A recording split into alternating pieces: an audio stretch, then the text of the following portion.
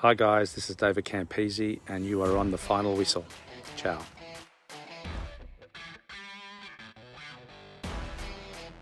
Hello and welcome back to the final whistle, brought to you by the Rugby Connection podcast. Well, this is without a shadow of a doubt the biggest name to ever come to Rugby Connection podcast.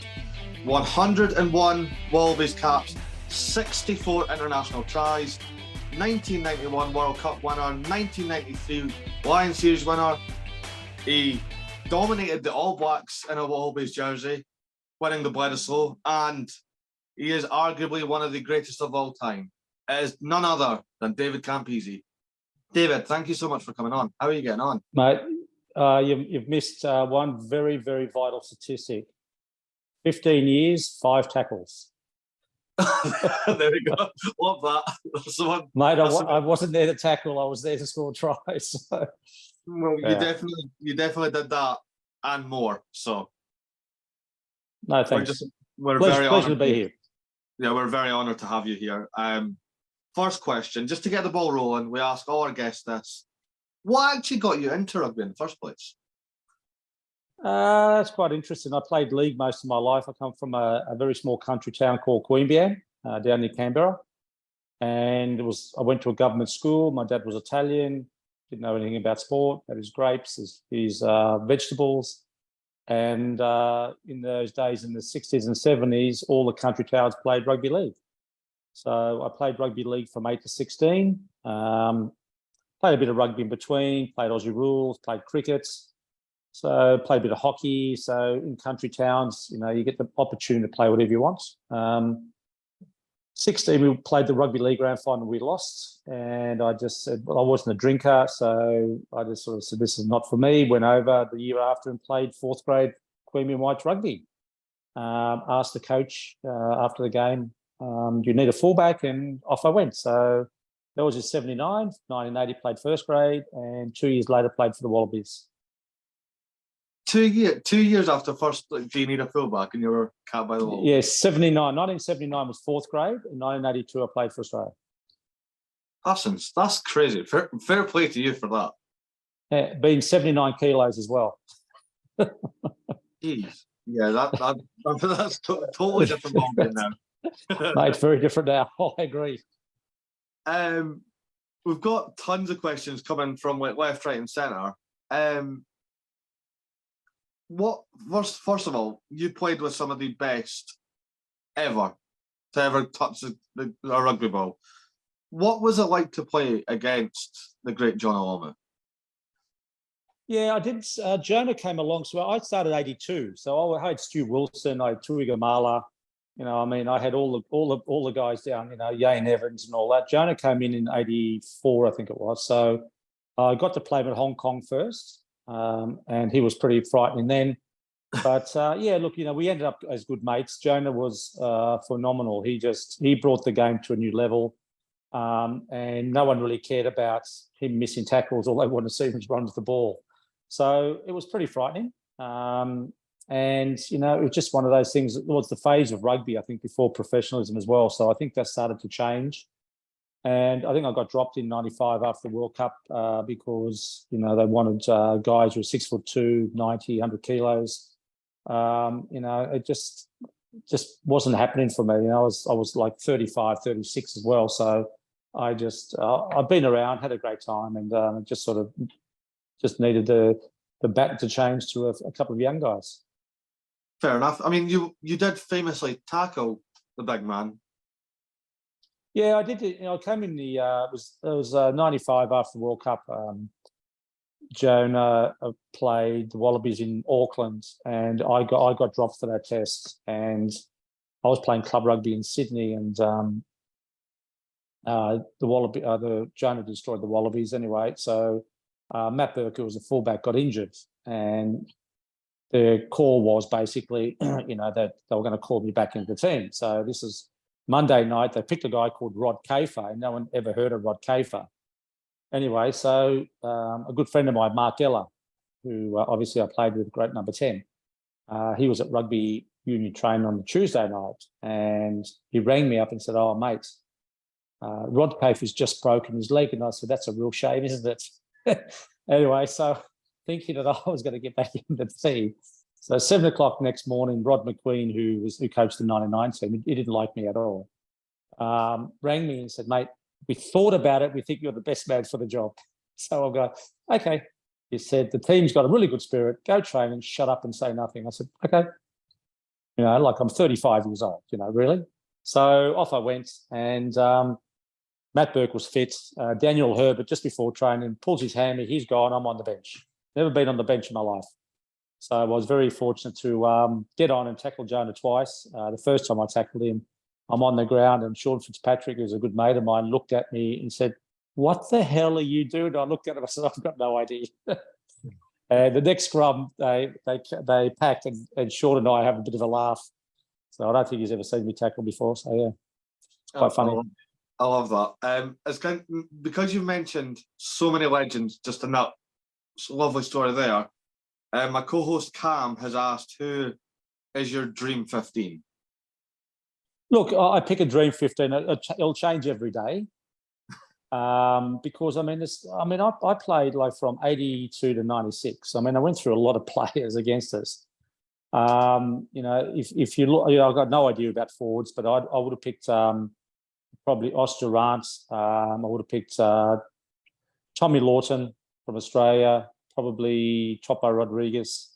I would have picked let me see, locks. I mean, there's so many back in the time. You had the Wetton brothers. You had Ian Jones. I think I played a bit against Ian Jones, a great player. I mean, you look at guys like Retallick now. You know, there's a lot of really good players around. Back in those days, probably Martin Johnson as leader. Back row would have been Michael Jones, the Iceman, Zinzan Brook, and the other one I would have probably put Willie Offengower. But again, you've got so many players you can choose from. Number 9, I'd have to pick Nick Farr-Jones, because he was a great captain and a good mate of mine. Mark Ella.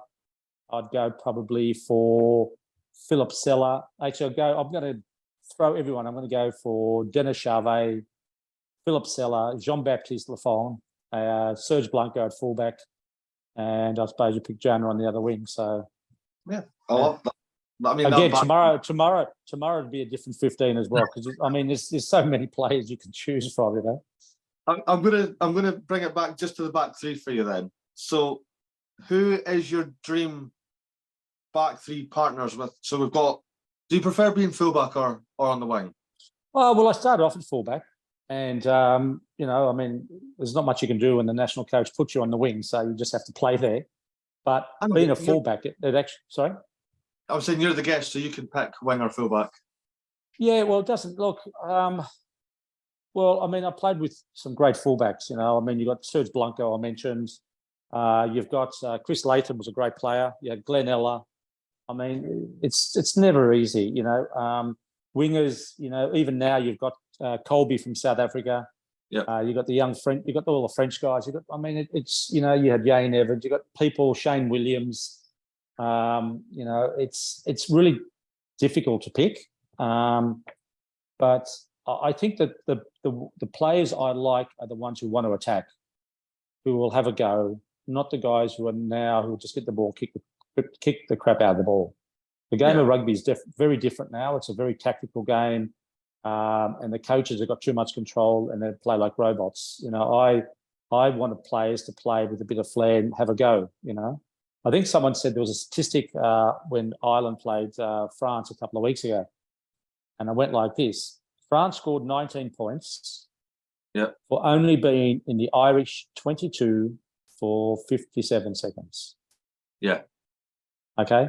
Ireland kept France out of their 22 for 90, was it 70, was it 80, 79 minutes and 3 seconds. Yeah.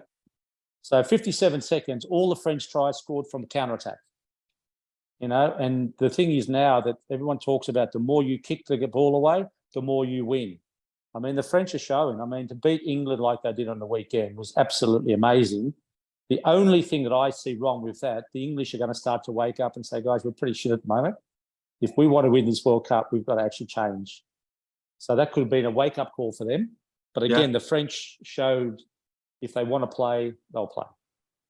No, I agree with that. I love that. What do you think of the current Six Nations? Yeah, look, I think it's you could look at key players like if you take Finn Russell out of Scotland, you got no chance. He's the kind of player that takes the ball to the line. He's keeping you guessing. He's one of the old traditional number 10s. It's not these guys that stand 15 metres away from everyone, kicks the crap out of it. Saxon's the same. Saxon takes the ball to the line a bit more, and they've realised that. Smith, Smith still, I think they're still trying to find combinations for England. They've got no idea. I mean, Farrell is not a number 12 in the big test arena. He's a good kicker, but he kicks the ball away more than, I think there was a game a couple of weeks ago. There was a 4-on-2 and he gets and kicks it away. Yeah. He's got to start backing the players around him, but that's what they've lost. They've lost that instinctive way of playing the game. The Italians, I mean, some of the tackles on the weekend, they're up and down. They're getting better. But they why would you have Allen, who's a number 10, put him back to fullback? I mean, it's a very different positional play.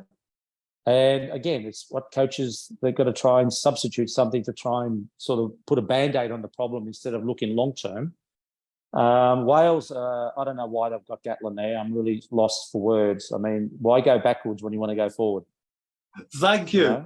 Finally, see, when one of the greatest of all time says it, it makes sense. I've been saying this, and everyone's like, why would you do that? But he's never. Everyone says what a great. I said, but he's never won a World Cup.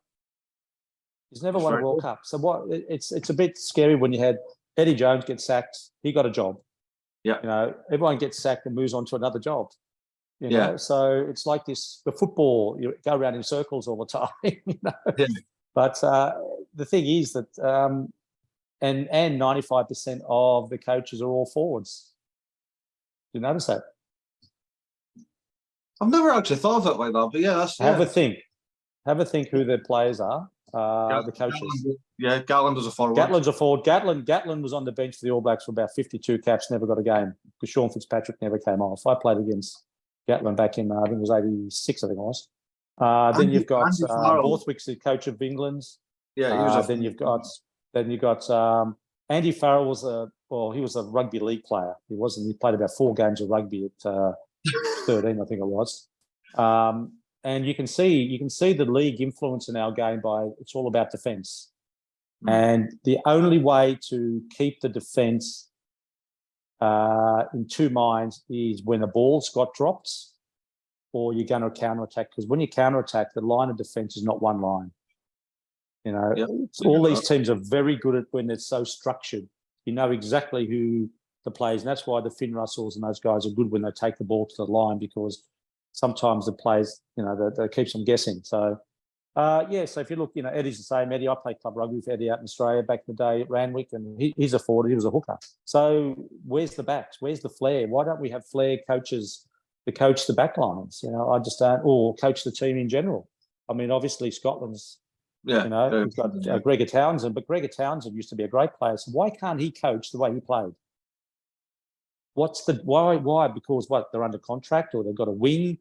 I mean, the game of rugby is a great game if you play. The French showed you can play it if you want to, but all the other teams are so robotic. It's very, very scary to watch.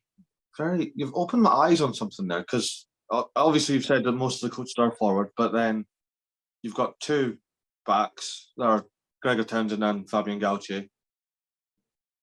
And I don't know. I didn't really see much of Townsend either. I've obviously had to look back and watch it. But I don't know. He seems like he was a Finn Russell in his playing day. But he was one of those guys that would go from anywhere. And that's what we need. We need the mavericks in the game. We need the players who are different. We need the Colbys. I mean, Colby's not that big, and he sets the stage of lights. Yeah. You need those guys, and that's I suppose, yes, it's professional. I'm going to get in trouble because we played in the Amity era. It was very slow. But, the World Cup 91, for example, the scrum took 11 seconds. They take 3 minutes now.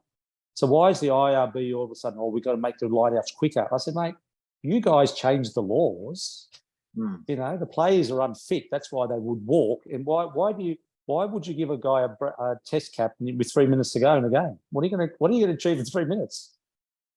That's I felt really sad for the Aussie Ben Donaldson, who played against Italy last year. Come on with 5 minutes to go, misses the kick, and it's the first time ever we lose to a second-tier country. I mean, give the guy the whole game. Let him see how they go. Not with 5 minutes. No, I agree with that. I just find that very strange. But that's professionalism. Everyone's got to get a run because the managers have got so much pressure on the coaches that their players have got to get a run or they go somewhere else. It's not great. Well, speaking of coaches, we've got a question, well, kind of two questions, but I'm going to chuck them all at you at the same time. The Rugby Centre has asked, one, what is your thoughts on Dave Rennie getting the sack from the Wallabies? And is it too late for the coaches that have just came in, or back into the setup, like your Steve Borthwick, Warren Gallant, Eddie Jones? Is it too late for them to do well at this year's World Cup? Okay, we, for some stupid reason, we used to beat the All Blacks with Australian coaches. Yeah. Back in the day, Alan Jones, we won the Bledisloe 1986. The last team to beat the All Blacks at Eden Park. I played in that game. Then, we beat them a few times. We beat the World Cup 91. That was Alan Jones in 86. Bob Dwyer, the World Cup 91. So we had a lot of success because we used to play them all the time, and we just learnt to beat them after a while. We had Robbie Deans as well, who came out to Australia. The problem with having a foreign coach is that they don't understand who we are. They're Kiwis. Yeah. We're Australians. We used to play attacking rugby. We used to be a flair country. Robbie Deans came along and had no idea about Australian rugby. He tried to play his style of rugby, which is the Crusaders, but we're not the Crusaders. Dave Rennie came along and he wanted to play, I don't know what sort of rugby, because I had no idea what we were playing. It was nothing like, the way we used to play. We had wingers who could score but wouldn't get the ball. We kept on kicking the ball away.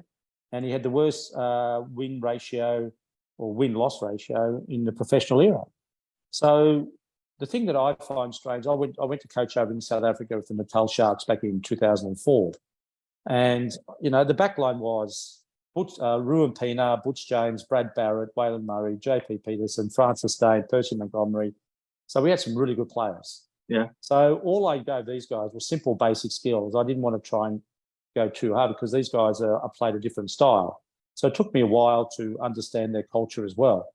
I mean, we get guys come to Australia and all they want to do is play their style of rugby in a different country. Yeah. It's been scary over the years, World Cups. The amount of coaches are from New Zealand who coach many countries in the world, and they all play the same. Yeah.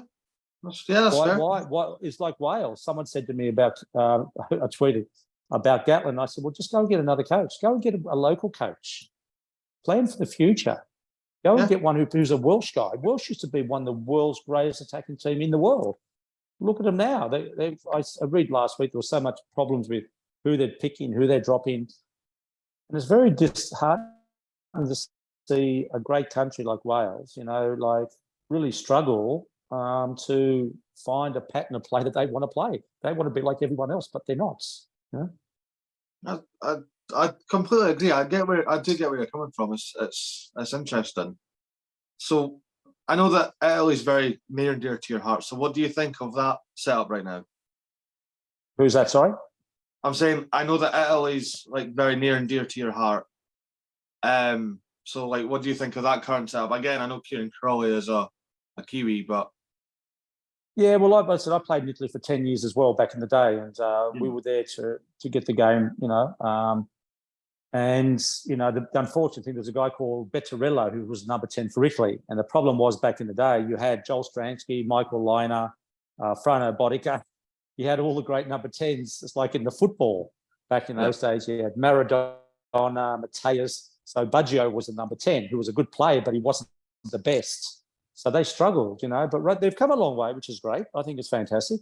But again, I still believe rugby should be, and it's caused like the island countries, the amount of players of the islands who play for other countries. I still believe it's a bit like football. Where you're born, you play. I mean, I can't understand these guys Henderson, who played for the Brumbies 2 years ago, now he's playing for Ireland. You got someone else who's over there playing for someone. I'm saying, but because they're not good enough here, they go over there now. There's somebody. So, I mean, that's the way I look at it. I'm just saying the game has changed. It's a bit more professional. It's a livelihood, but it's just interesting to see the way the game has gone and the laws of the game, how it seems to the referees have got so much control. 3-minute scrums, and yeah, it's very sad. But again, I'm an old fart. You know, I played in an era where I think was the best rugby we ever played because you can do whatever you like.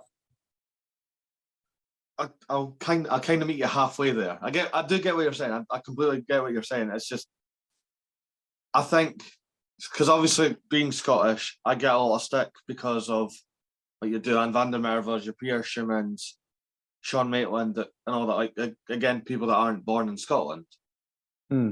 My argument, not for all of them, some of them are purely there just to try and better their career, and I'm not one to judge that, but if you come over, not in aims to be playing for the country, if you just happen to come to the club and then fully like embrace the culture, like live and die by it, and then get picked for the country and like sing the anthem with pride and like almost like beat the chest, then I'm like, yeah, that's different. I don't know if that makes sense. Well, I mean, you look at guys back in the day where Maitland, who played for Scotland, I'm just trying to think who's still playing for Wales. They all had grandmothers back in the day, you know, sort of thing. You know, I mean, to break the mold sort of thing. Look, I understand, but I mean, rugby is an international sport. It's probably one of the, after football, probably the second biggest sport in the world. But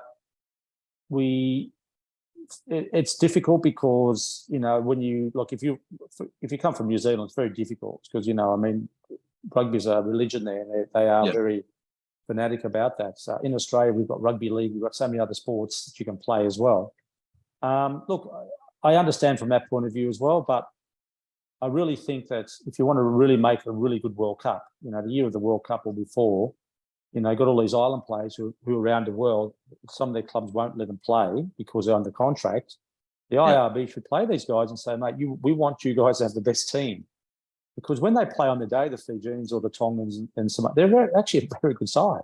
Yeah. But the problem is because some of their great players aren't allowed to play because they're under contracts, it makes it very sad. And I think 2007, I remember France playing a couple of club games in France leading into the World Cup because they couldn't play. You know, then you've got Australia and New Zealand play every week. You've got England for France every week. And poor island teams are having a local rugby game down the corner. That's their warm-up. Yeah, I mean, it's a bit unfair. You know, it's supposed to be professional, but are we really professional compared to other sports? Have a think about it. You know, the amount of mistakes the referees make are unbelievable. We've got too many laws. It's too complicated. They've got to make it very simple. The referee's got to have nothing to do with the scrum. You know, and they always go if they're not sure, they spend 5 minutes looking at the TMO. Now you can't tackle this, you can't tackle that. I mean, you might as well play touch. You know. That's an interesting one. So I'm going to ask you this question then. So just remember, I only made 5 tackles, so I'm an expert at tackling. So tackle machine, David Campese. Absolutely. Yeah, it's called touch. I tagged you as you run past. What does rugby need to change to become like more accessible? I've always said that we need a video. I know it sounds really modernized, but I feel rugby needs like a video game. Look, there are video games, but I don't think it's a video game what we need. What I think we need is we need to play, like we've got sevens. Sevens is a great sport, but now they play exactly like 15s. They have a scrum, the ball goes to the wing, you can't score, the ball goes to the other wing. It's not like the old day where the switches and loops. It's about power, it's about speed. It's a total different game. I mean, they actually walk to the line out in sevens. I mean, really, they walk to a line, you kick it out. I mean, our day was you don't kick the ball away because if you haven't got the ball, you're not going to win. And sevens, you only got 7 minutes. So it's really about playing the game, showing how good you are one-on-one, and actually, keeping it busy. But now you've got the referees. You get a penalty for holding the ball, you get 2 minutes in the bin. And then you've got teams 7 against 6, and they still can't score a try. Like, you sit there and go, well, guys, I do a lot of coaching, and I had to coach this girls' team, and I said to the girls, sevens is about non-contact. They all look at me in shock horror because they actually want to tackle people. And I'm trying to understand that you don't have to run into people to be a good sevens player. You've got to learn around, and you've got to start to play. But unfortunately, in Australia, I've been cancelled by Rugby Australia. I can't do anything. I was kicked off Stan TV because my views were not the same as the other guys, and I can't do articles in the paper. So basically, it's very, very frustrating. But 15 years coaching and all that, playing for Australia, that's been banned because I don't comply to what everyone else wants to say. So very sad. But does it not make better TV? If I don't suck up. It's unfortunately got too much control, and Dave Rennie was promised the job, and then the CEO comes in and sacks him, and then he just lost his job, and he comes in. So it's what the officials, and sometimes the officials have never played the game. We've been in a lot of trouble. We've had a lot of kids who I coach don't even know who the Wallabies are. Because it's not on free-to-air TV, so it's really hard. But even I was over in Europe in November, and if you haven't got Amazon, you can't watch rugby. You've got BBC does one game, and you've got ITV does another. It's crazy. It's about money. It's about how much money they can rake in instead of trying to get the customer. In Australia, Stan do rugby here, but it's nobody watches. And it's very sad. So free to air rugby, absolutely. I'm all for that. I agree. 100%. Yeah, it is. Look, I understand it's professional. I understand it's a money making machine, but our history in Australian rugby is gone, and no one knows who we are. There's no real history. People don't know who the older players are when we walk around. I worked at Rugby Australia 2 years ago. I walked in, no one knew who I was.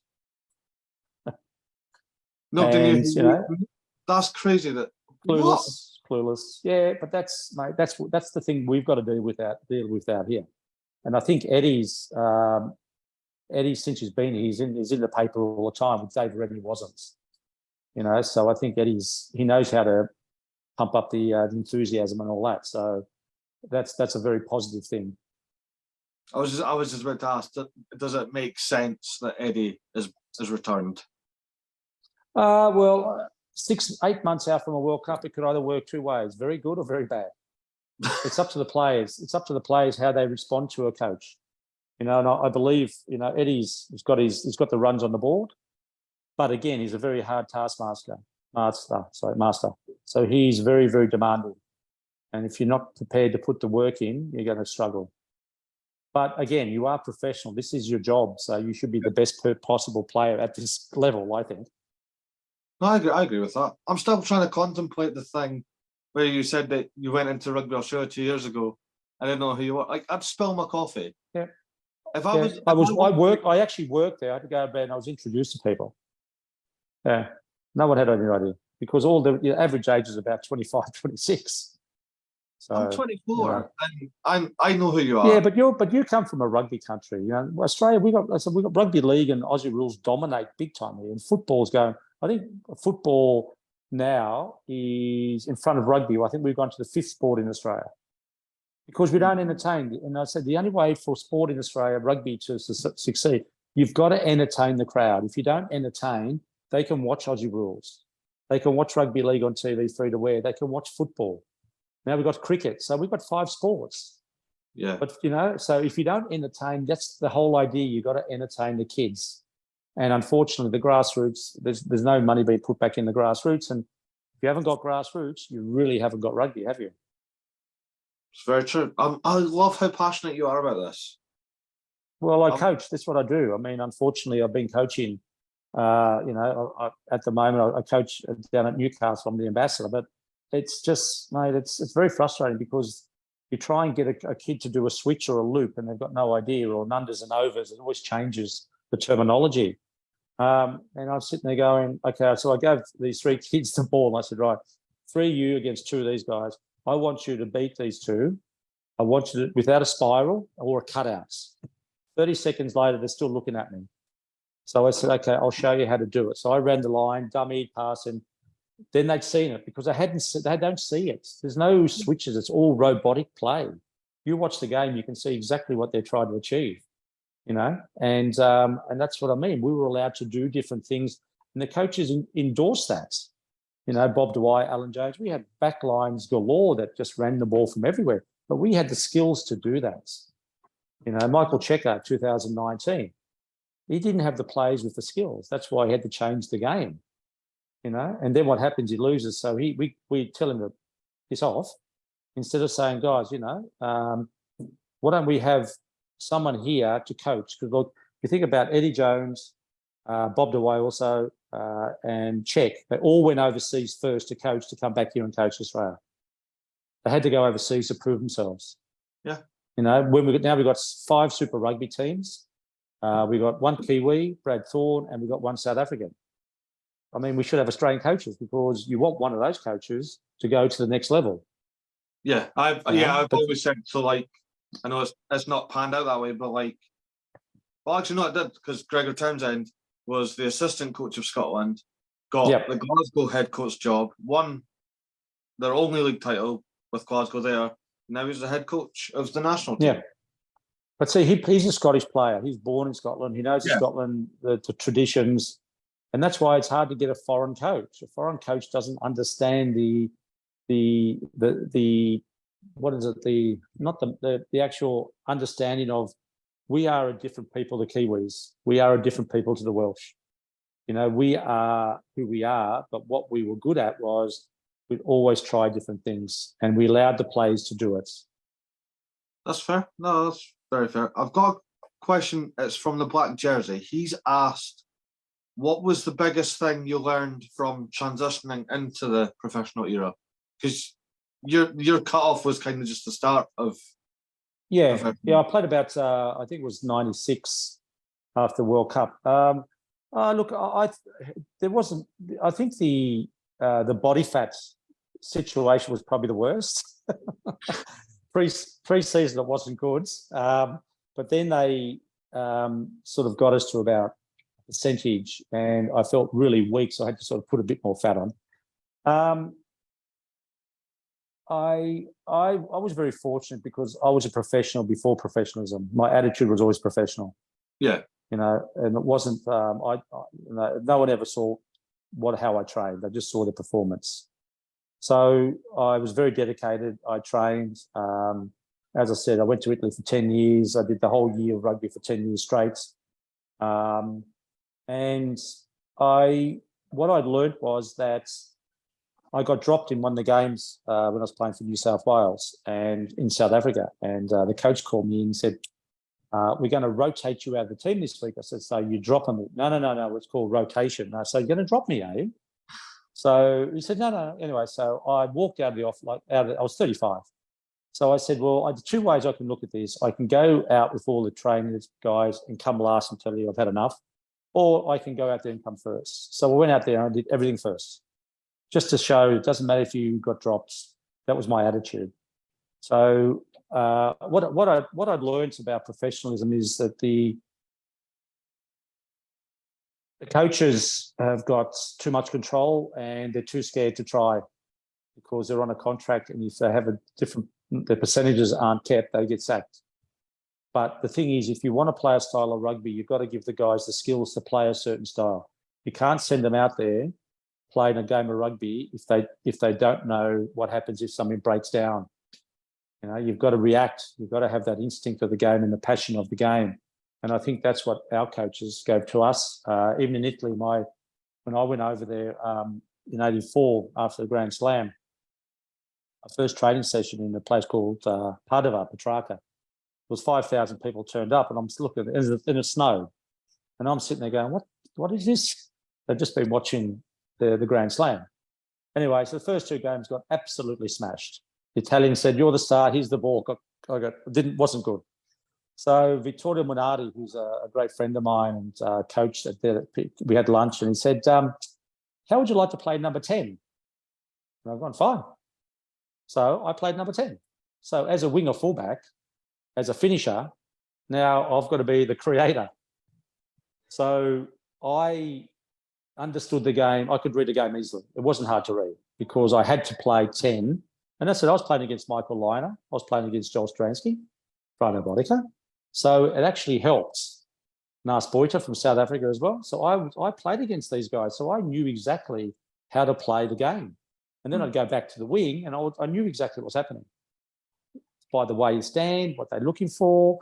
So my knowledge of the game was, it was amazing. And that's what I learned. I could kick right foot, I could kick left foot. There's not many. It really annoys me these days. The number 10s in the world, rugby, they can't kick both feet. They're professional. Why can't they kick both feet? I just don't understand. That's what I mean. Are we really professional? Why aren't these players the best players? They're getting all the money. They've got everything they want. We had a test match back in the day. We had 3 days training before a test. Yeah. Get on a Wednesday afternoon, Thursday, Friday, team on play, Saturday, go home Sunday. Yeah. Now they're together for 6 weeks. Yeah. And they still get out there and make mistakes. You sit there and go, guys, why aren't you the best players in the world? Really? I mean, you've got everything you want. You've got psychologists. You've got all these guys giving training things for you. You do, you've got, it's amazing what they've got. And you watch a game, you go, why is he doing that? Why doesn't he pass the ball? Why can't, and you sit there and go, it is the way it is. I'm guessing that does all games frustrate you now, or a hint? Well, I don't watch much because the thing that really annoys me is some of the commentators out here. It's just, mate, they talk the game up, and you sit there and go, mate, that's pretty simple. But I suppose obviously they're trying to get a new audience, And as I said, I go and coach, and I ask the kids, "What position do you play?" He says, "Number 10. Who's your favourite player?" I haven't got one. Or they say, "Bowden Barrett, Mawunga from New Zealand," because we have got a lot of New Zealanders play in Australia. And it's just, I don't know. I suppose the Bill McLarens will be very devastated to see, I think, how the game's gone and things like that. But again, that's just the way I look at the game. I'm very passionate about the game, but unfortunately, in a couple of months, I'm going to give away coaching altogether because no one really cares. They don't care who we are. They don't want to listen. And, and they don't watch the game. So it's very hard to promote something if they don't watch it. That's quite sad, actually. You should come over here because there's tons of people that watch. Well, mate, I've tried. No one's interested because you're not going to fit into what they want. They want to control. A very good friend of mine actually coached Scotland, was Massimo Kitita years ago. Yeah. And then Scott Johnson came along and brought his Welsh guys and went to Italy and sacked him because they all come as mates, Dave Rennie came out to Australia to coach Australia. He had the whole team that he had at Glasgow. He brought them all out to coach. We didn't know half of them.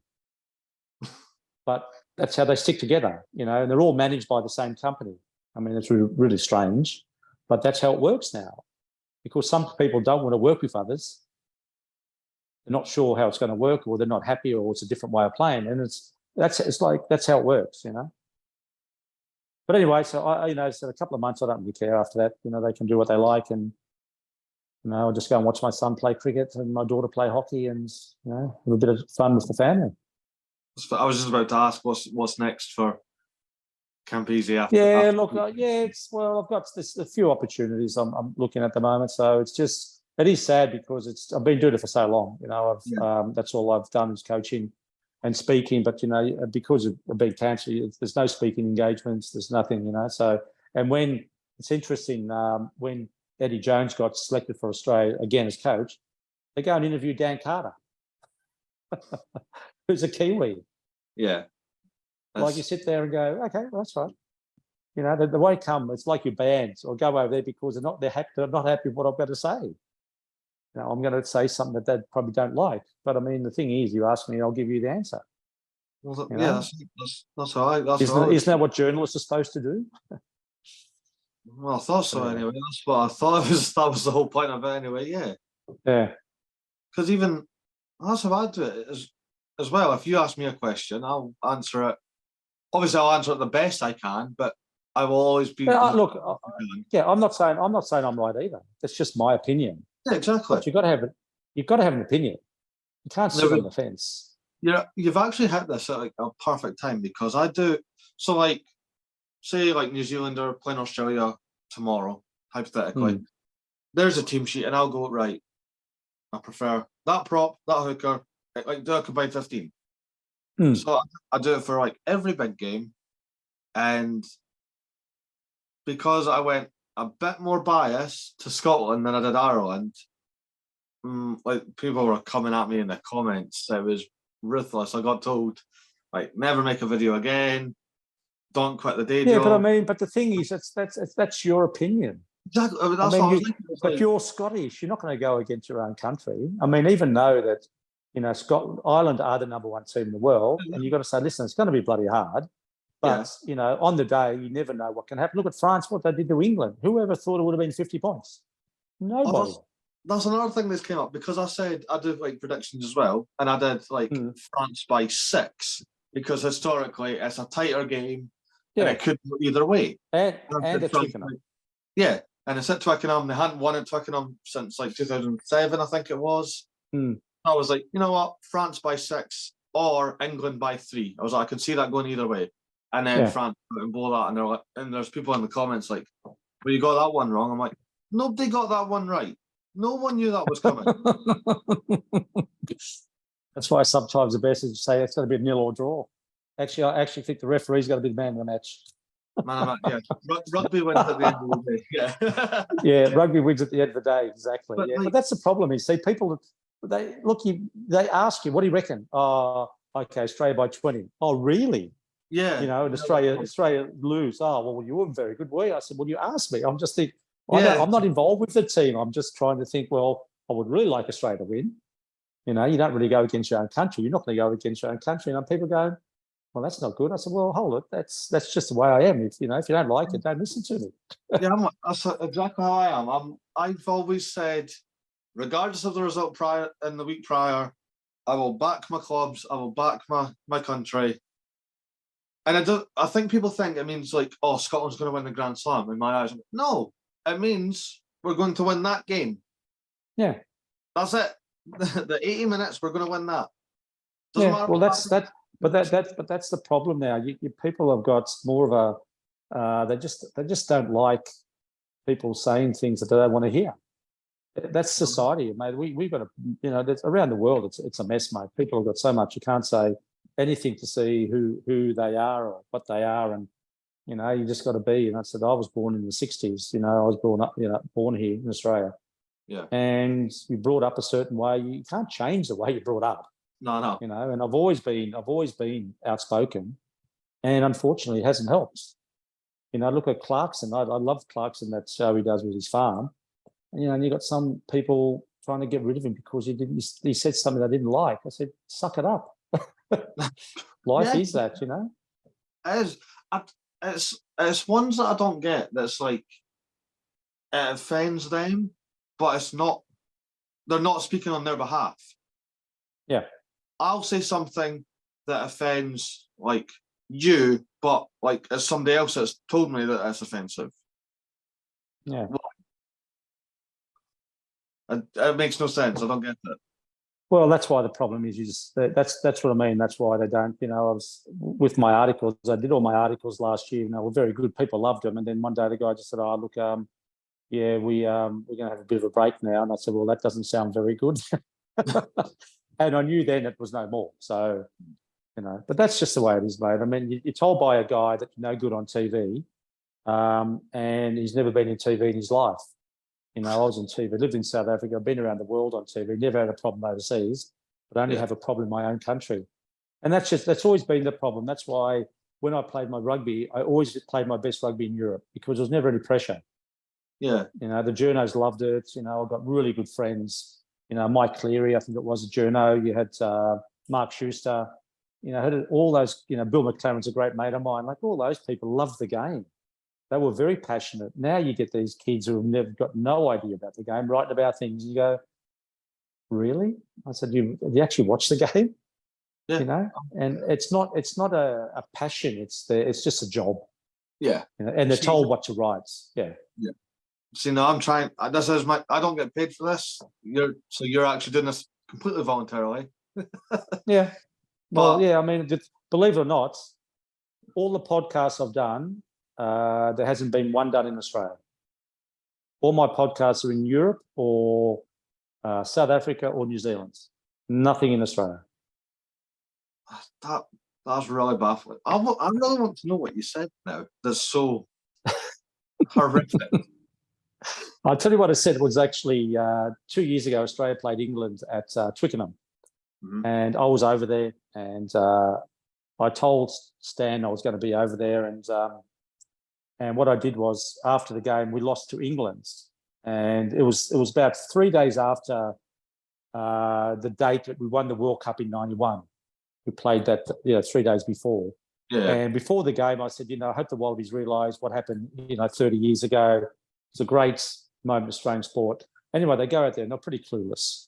So the guy said, what do you think? I said, I thought the Wallabies were clueless today. I said, England were poor.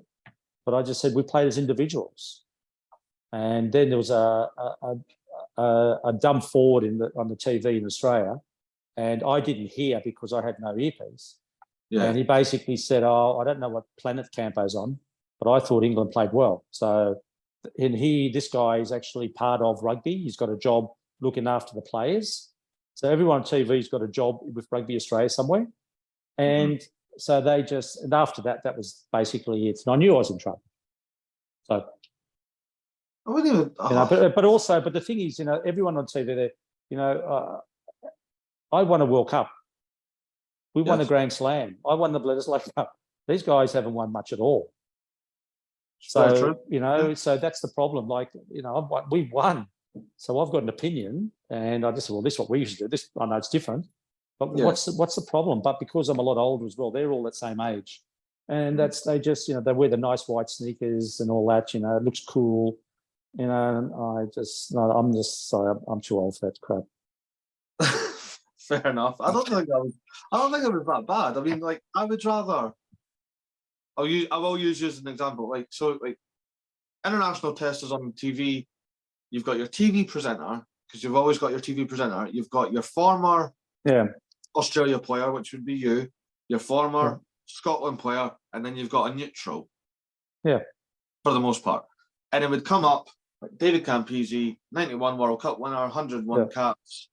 Yeah. 5 tackles, because I remembered. Yeah, thank you. I would come up and you'd be like, wow, what? And then what I don't like, and I'm not naming names or anything, but it would be like such and such 8 caps. I'm like, woo. Whoopee. Yeah. Yeah. And then you look into it, so it was like the time period, I'm like, so you weren't actually the main guy ever. But even in South Africa, when I lived there, there was John Mitchell and myself. We would do Super Rugby if it was Australian team versus a South African team. Yeah. And we would give our comments, and then, the way I look at it is you try and tell people, because the people who watch rugby know rugby, not going to go flick through a channel, let's just watch this rugby. They know. Yeah. So you can't talk to them like, okay, the first half, this is what they did. They've just seen that. They don't want that. They want to hear, what should they be doing? How are they going to do it? Yeah. Who's the players? And that's what I learned about TV. You've got to try and think about, okay, this is what they need to do to make it. The thing is, I don't know if you see in Australia, but they as a player comes off at halftime, they're interviewing the poor guy, and normally it's a proper hooker who can't breathe. Yeah, and they're trying to interview him as he's walking off. And you go, mate, leave the poor guy alone. Let him go and try. I'm so glad we don't do that here, because it just looks so bizarre. Or there's another thing, and this happens across the world in every sport, and I don't like it.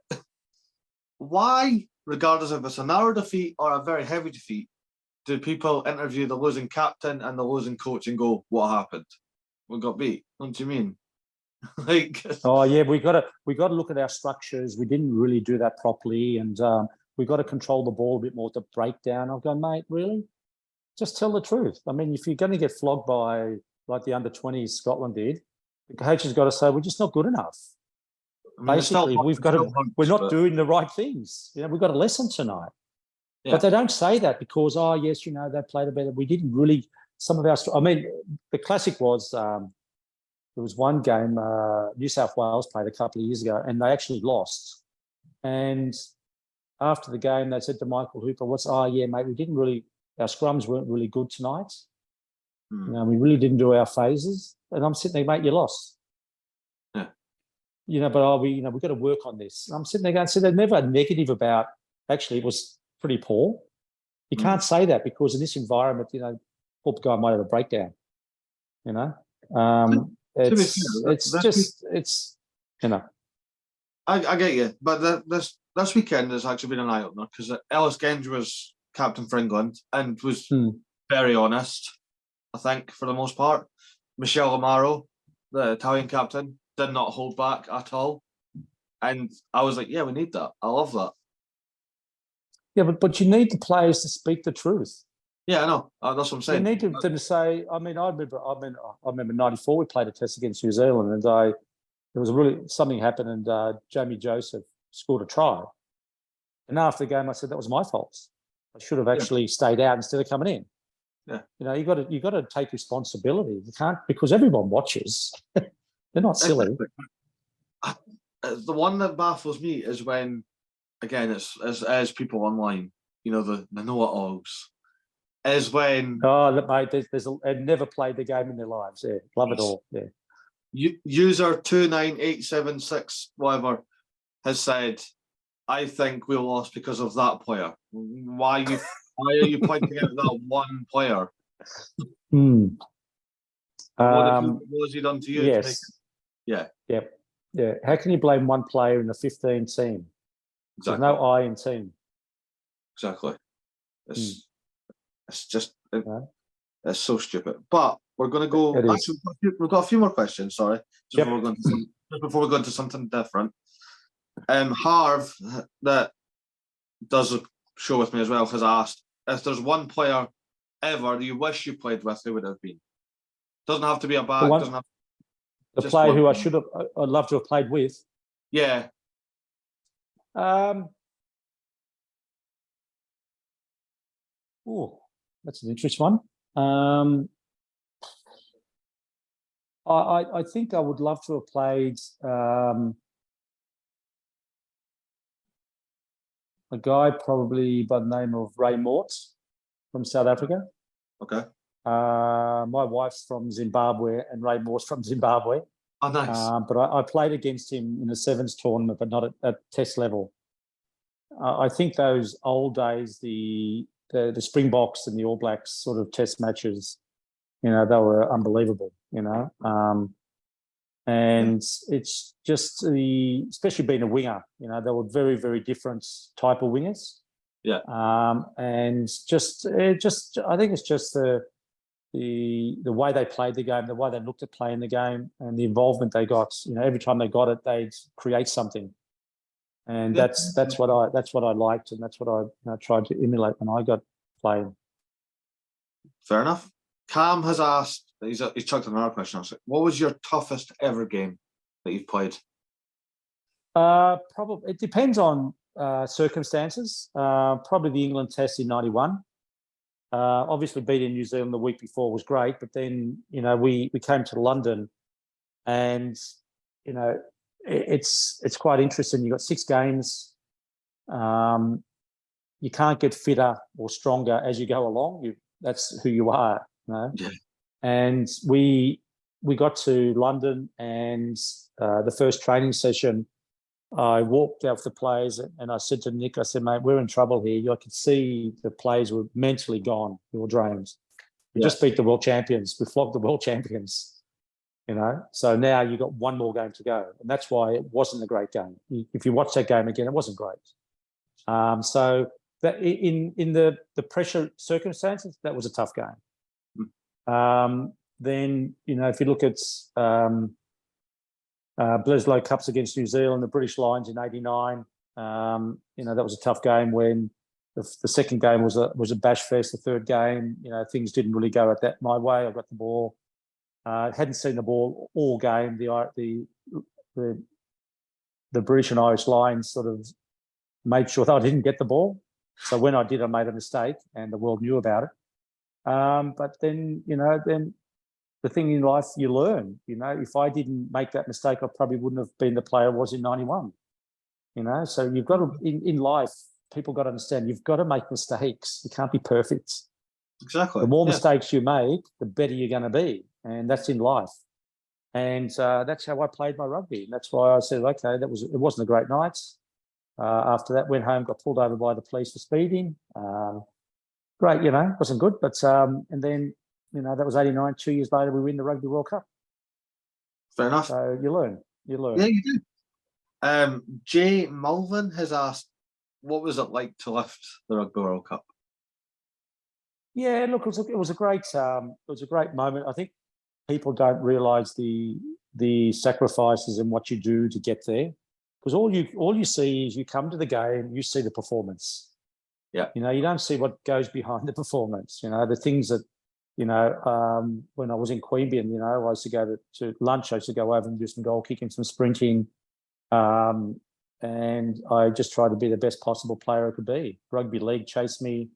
My kicking was pretty good because I played Aussie rules as a kid, so I could kick the ball pretty well, a torpedo. So I had many facets to the game. So that's why I was probably good as a wing and fullback. And it sort of helped, playing number 10 as well. So the knowledge, I think the willingness to learn and the willingness to be the best. Fair enough. Yeah, no, I agree with that, because you don't, like you've said, you don't really see, you might now, because there'll probably be a documentary on it, but you don't see the ins and outs and the sacrifices, because obviously times were different then. You can't really bring I could be wrong, but I don't think you were allowed to bring your family with you for that time. No, there was none of that. It was still in the ambit. We were getting 20 quid a day, so that was our payments. Oh, woo. And in 1984, we played 18 games. Saturday, Wednesday for 18 games. And we got 20 quid a day. Yay. That was when we won the Grand Slam. No, but that was life, mate. It was great. It wasn't about the money. No. It was just I was 23 years old, going over, went to New Zealand '82, played the All Blacks, had no idea who the All Blacks were. And then '84 going over to Europe, I went, this is an interesting story. We went, arrived in London, and Alan Jones was the coach. Back in those days, we had Alan Jones as the coach. Mm-hmm. We had the manager, Chilla Wilson. We had the physio and doctor. That's all we had. We had 3 off-the-field people, 3. Mm-hmm. Not like now, there's more off the field than on the fields. So anyway, this night we went over to watch a football game, and we're watching Liverpool. Craig Johnson, Rush, Barnes. And so that was back in '84. So where I live, when I work in Newcastle, there's a guy there called Craig Johnson, who was a Liverpool player, and we spent a lot of time together. Oh, nice. And do you know that he's actually born in South Africa, Craig Johnson, and played in England, and he lives in Newcastle. So he's an unbelievable player, unbelievable guy. The wealth of knowledge as well, But that was the time. Everyone had flair. They had, charisma, and they all got great stories to tell. Fair enough. Got a question, 2 questions now. It's actually from my parents. So my mum and dad's actually chucked in questions. So my mum asked, what made you decide rugby over golf? Because you're actually winning quite a lot of trophies in golf as well, weren't you? Yeah, I was won the schoolboy championship at 15. I don't know. I just think that golf. I remember one day practicing, thinking, "Geez, to be the best golfer in the world, there's so many golfers." Yeah. If you think about it, there's you play every Saturday. There's so many goals. I played with guys who were very good, and I was thinking, "Sheesh, imagine doing this week in, week out, the training and all that. So I think it was a great thing to play. And I lived 100 metres from the course, so that helped. But then, I don't know, I just went over and I just thought, okay, rugby just seemed something to do, and off I went and did it. I don't know. I actually don't know, but I just remember at the time thinking, you practice and you practice and you practice and you practice, and, one bad shot, you're in a bit of shit. So, I still play a bit now with my son, but it's not really just a bit of enjoyment, Yeah, no, nothing wrong with that. And my dad has asked, what are your thoughts on current world rugby, like higher-ups, like the bosses that run the show? Yeah, I think it's very sad that we've got guys there that have been there far too long.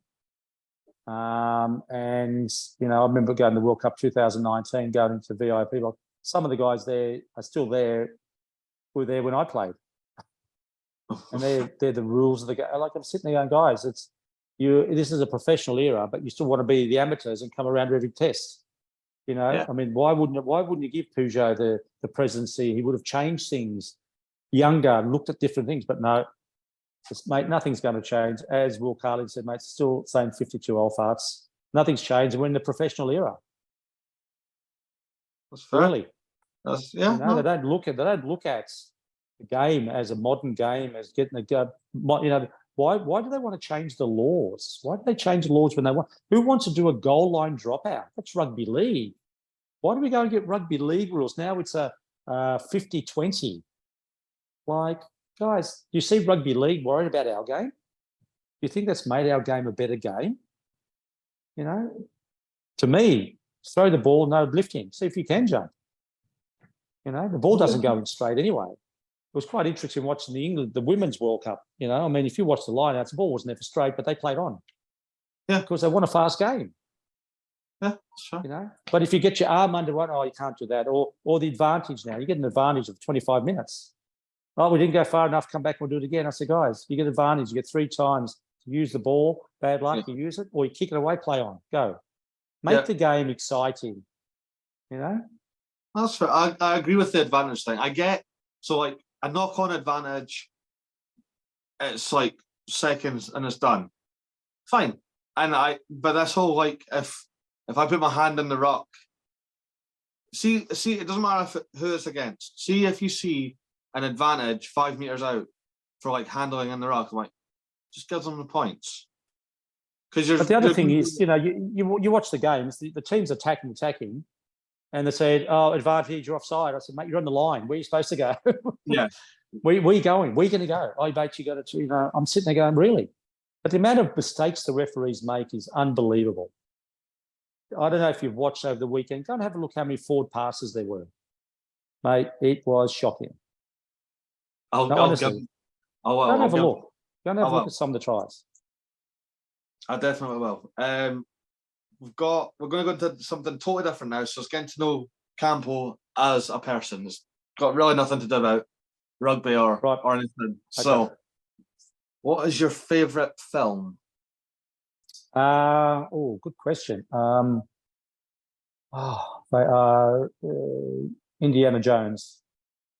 First one, or all of them. All of them. Fair enough. Yeah. So, if there was a film on the life and career of David Campese, who's playing you in the film? Who's playing Campo? How about what's Hemmings? Just trying Chris Hemmings. Is it Chris? No, Hemsworth. Chris Hemsworth. Yeah. How's that? No, yeah, he's a bit bigger than me. But he's an Aussie, so that helps. That works, yeah. But I'm all for that. I love the Marvel films and I like Thor. So well, my daughter, and my wife would probably like that too. Yeah. Probably get to meet him. Yeah, because Chris is a very good. Or I must say, or the other guy would have been Russell Crowe. Russell Crowe, yeah, fair enough. That works as well. Russell loves his rugby too. So there we go. Happy days. You could have even got Matt Damon to do it. I know he played Francois Pienaar. Nah, mate, no, thanks. Yeah, there was a bit of a difference in size there, and the accents. Yeah, that's fine. Fair enough. Favorite style of music or your favorite song? kind of took Oh. into? Mate, this is I play all the 80s music in the car for my kids. You know, they look at me and the thing is, most of the movies these days have got all the 80s music in it. Yeah. You know, the 70s and 80s. And I remember this song.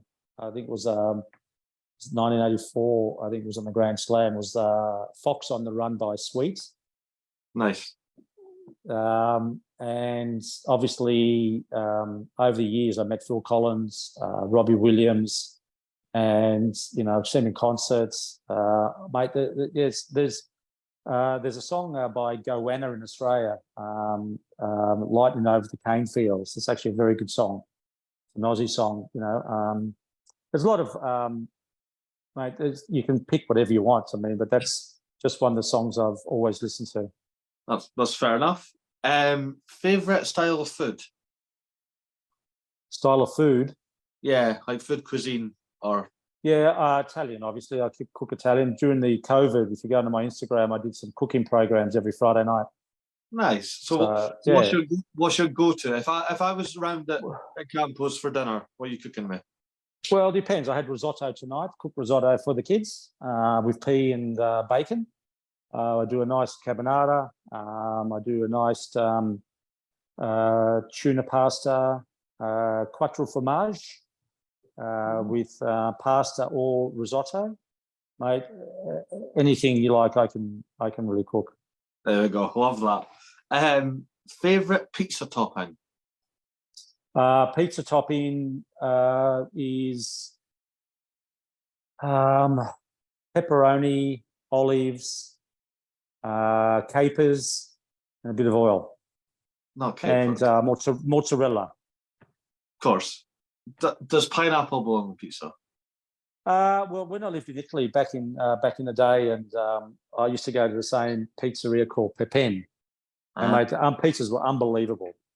Anyway, so one day I went there and I said, Franco, posso prendere what's to say, pineapple? Oh, I can't say in Italian. The pineapple on the pizza, he said, mate, sweet and sour does not go well on the pizza. So that was the comment back then. So it does. I mean, the kids love it because we're Australian. But when you go to Italy, they're very, very traditional. And I think after a while, they actually put pineapple on the menu. So, oof. I mean, I've always said no. So it's up to each other. My kids love it. So, you know. Do you have any tattoos? Definitely not. Definitely not interested in that sort of stuff. I told my kids never to get them either. That's fair. If they listen, it's up to them. But who knows? I'll go for that. Dream vacation destination, because you've been all around the world. So. Yeah, we go. My wife's normally the best one who does all that sort of holiday. Fiji, we've been to. Obviously, lived in South Africa, going game drives. Been to France, obviously on the rugby tour. It's an interesting one. Probably go. I wouldn't mind. I think I've been on the Queen Mary a couple of times speaking, and as well from Mauritius. I think Turkey would be an interesting place to go to. We've been to Hungary. My wife's brother lives in Hungary, so we went there. So yeah, just Prague and those sort of places would be, and Turkey, something a bit different. Yeah. Yeah. I just a quick story. Back in '98, I played sevens as well. So we had the World Sevens, and we played in Paris on the Saturday. And we actually won the Paris Sevens. Anyway, the next week we were in Israel playing sevens. Yeah. Oh wow. And so first time ever. So we went to the Holy City. Eric Rush was a great sevens player, and we got blessed at the Wailing Wall. We walked around. All these school teachers were walking around with machine guns. So it was a very different environment. Okay. Then the day after, we went to Bethlehem. So you got to go through go in, come this little. The door would have been probably about that high. It's very small, and the original floor was there. You walk down these stairs, there's marble stairs, and there's a hole in the ground. And so we had the Fijians, the Tongans, the Samoans, the Kiwis were all there. So all the the Fijians, and said, "Oh, Campo, have a photo." I said, "Fine, have a photo." Anyway, we had a young guy called Brendan Williams, who was a young Aboriginal guy who played at my club at Randwick. Mm-hmm. And when we went back to Randwick, we had a great club steward called Jeff Sale, who was a great coach, great mate, been around forever. And he said, Brendan, he said, mate, what was the tour like? He said, yeah, mate. He said, Campo took us and showed us where he was born. Sorry, I had to throw that in. You didn't really get it, did you? You didn't really get that one, did you? I got in that, Bethlehem. Yeah. Oh, you didn't even laugh. That's why I tell it. I was laughing. I did get it. Yeah, okay. I believe you. Right up. No, but I mean, I just think there's a lot of the world to see. There's so many good places, you know, and so we hopefully will be in Paris this year for their World Cup. I love that. And I think it's because you drew me in with the story as well. So I'm just like, okay, yeah. Yeah. You are Scottish, so that's probably one. we'll let that one slide. Okay. What's your favourite or your go-to social drink? If you're out on the socials, I know you said you weren't drinking back then, but no. Well, when I was playing for Australia at 19, I was drinking orange juice, which didn't go down real well.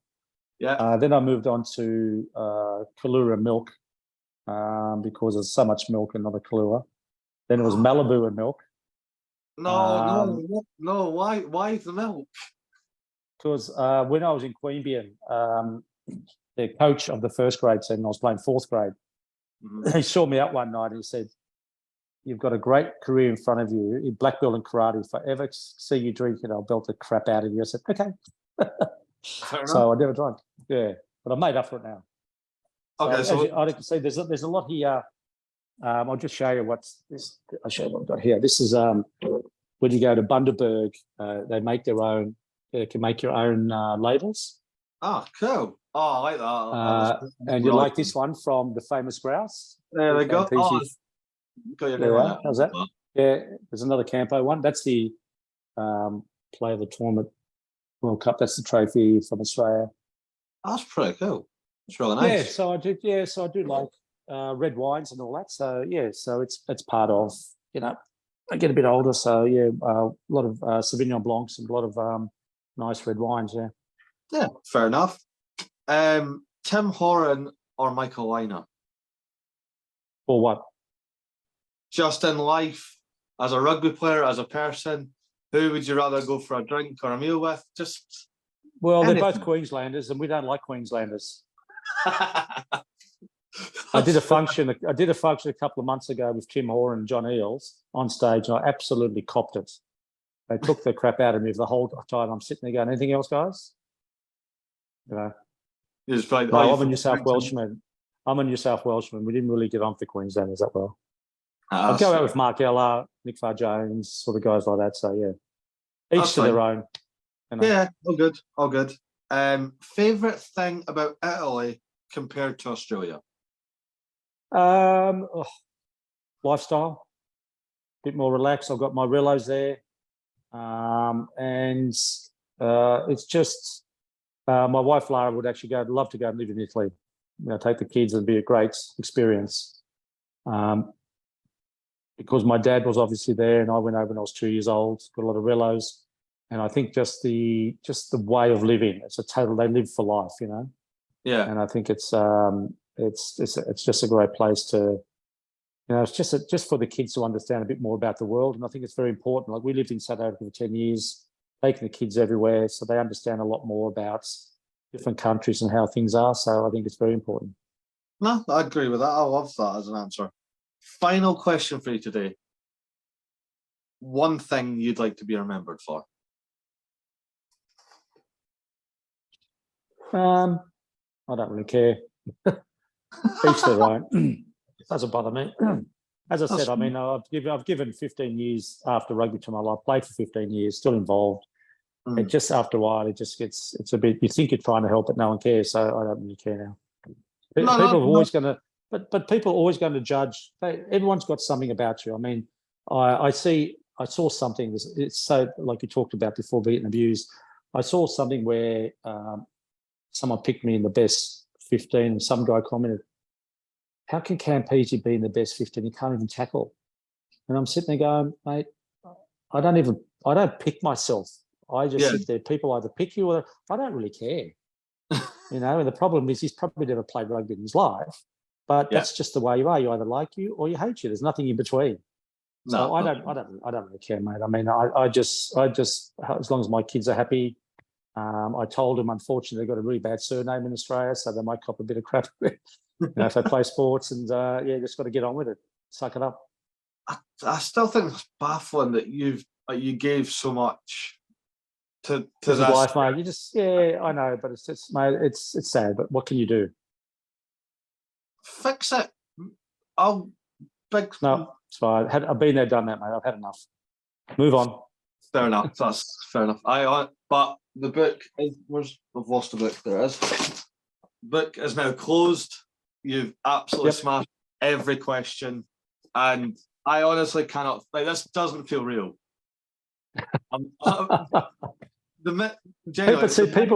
People either they don't really know who I am because they read what I say, or the comments are normally different what you talk about.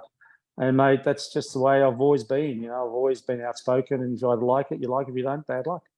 But at least I know that I can back up what I've done. And as I said, it's just these days, it's very sad that I'm just glad nowadays there was no cuddling in the kitchen after you score tries. Those big hairy forwards. Blah, not a good sight. Fair enough. But no, this is the biggest interview I've ever done. So thank you for. Okay. No, thanks very much. I appreciate it.